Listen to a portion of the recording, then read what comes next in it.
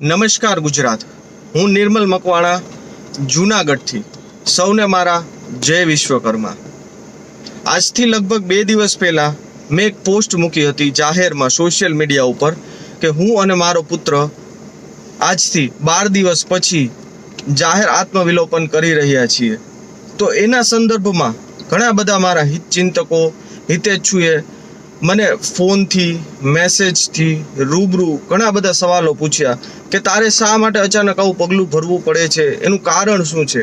તો આજે હું એનો જાહેર ખુલાસો કરવા જઈ રહ્યો છું. આજથી લગભગ 2 વર્ષ પહેલાં મારી પત્ની કે જે વિશ્વકર્મા ઉદય સમાચાર પત્રના તંત્રી તરીકે કાર્યરત હતી, તેમણે આત્મહત્યા કરી પોતે અને પોતાનો જીવ ગુમાવ્યો હતો. આ કેસ લગભગ 2 વર્ષથી ચાલી રહ્યો છે, પરંતુ તેમાં કોઈ જ જાતની અપડેટ આવી રહી નથી કે ન તો આગળ વધી રહ્યો છે. શા માટે?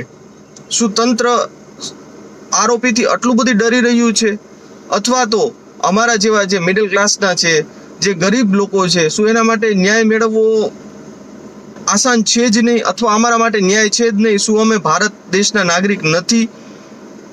અમે લોકો તંત્ર સામે લડી અને બધી રીતે હવે માનસિક, આર્થિક, સામાજિક રીતે હારી ગયા છે. આજે મારી ભેગું ઊભું રહેવાવાળું કોઈ જ વ્યક્તિ નથી કે જે મને સપોર્ટ કરી શકે અથવા જે મારી સાથે ચાલી શકે.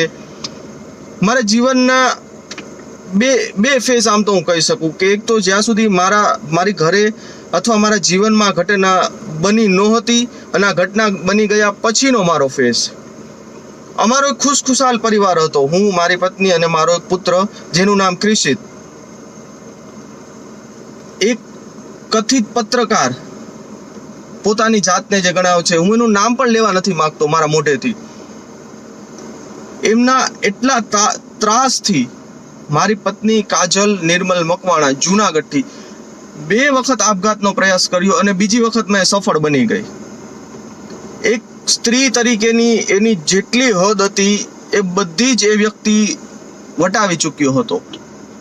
હું આ સુસાઇડ નોટ પણ મેં 2 દિવસ પહેલા પણ જાહેર કરેલી છે અને આજે આ વિડીયોમાં પણ હું તમને આમાં એડ કરી જ દઈશ કે જેથી તમે ફરીથી બધા વાંચી શકો. એક સ્ત્રી તરીકેની એની જે કાંઈ હદ, મર્યાદા જે કાંઈ હતું એ બધું જ એનાથી એક લિમિટ બહાર વયું ગયું હતું, જેથી કરીને એને એક વખત નહીં પરંતુ 2 વખત આ પગલું ભરવું પડ્યું. પહેલી વખત પગલું ભર્યું એમાં અમે મારાથી જે કાંઈ જેટલી બનતી કોશિશ હતી મેં એને કરી અને મેં એને બચાવી લીધી, પરંતુ એ વ્યક્તિના અસહ્ય ત્રાસથી એણે બીજી વખત પણ ફરી ટૂંક જ સમયમાં એ 1-2 મહિનાના ગાળાની અંદર જ ફરીથી એ પગલું ભર્યું અને એનું મૃત્યુ નીપજી ગયું.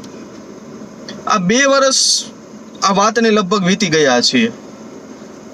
આ લગભગ ઘણાને એવો સવાલ થશે કે તો આ 2 વર્ષ સુધી તું શું કરતો હતો? પણ 2 વર્ષ સુધી હું એ માનસિક સ્થિતિમાં જ નહોતો કે હું કોઈ જાતની લડાઈ લડી શકું, હું સમાજની સામે આવી શકું, કે હું શું કરું એ મને પોતાને જ ખબર નથી. અને આજ મારી પત્નીના અવસાન થયા પછી અમુક મારી માનસિક પરિસ્થિતિનો ઘણા લોકોએ ગેરલાભ ઉઠાવી અને અત્યારે અમે પિતા પુત્ર રોડ ઉપર આવી ગયા છે. મારી પત્નીના અમુક જે નજીકના સંબંધીઓ હતો એ લોકોએ મારો ખૂબ જ ગેરલાભ ઉપાડ્યો છે અને અત્યારે અમે લોકો રોડ ઉપર રહેવા માટે મજબૂર થઈ ગયા છીએ.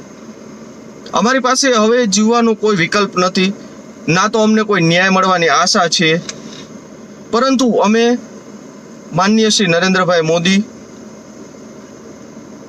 આપણા ગુજરાત રાજ્યના મુખ્યમંત્રી શ્રી માનનીય શ્રી ભૂપેન્દ્રભાઈ પટેલ, માનનીય શ્રી હર્ષભાઈ સંઘવી, અમારા જૂનાગઢના ધારાસભ્ય શ્રી સંજયભાઈ કોરડિયા, અમારા જૂનાગઢના સાંસદ સભ્ય શ્રી રાજેશભાઈ ચુડાસમા, જૂનાગઢના એસપી સાહેબ, અમારો કેસ વંથલી પોલીસ સ્ટેશનમાં ચાલી રહ્યો છે તો ત્યાંના માનનીય પોલીસ ઓફિસર, અમારો કેસ વંથલી સેશન્સ કોર્ટમાં ચાલી રહ્યો છે તો ત્યાંના માનનીય ન્યાયાધીશ સાહેબ, અમારા જે કોઈ અમારા પબ્લિક પ્રોસિક્યુટર છે માન્ય, તેમને બધાને સર્વેને હું વિનંતી કરું છું કે અમારા મૃત્યુ પછી અમને કોઈ ન્યાય ન અપાવતા, મારો કોઈ કેસ બી ના કરતા, પરંતુ જે મારી પત્નીનું જે રીતે એનું અવસાન થયું છે એ મેં જોયું છે.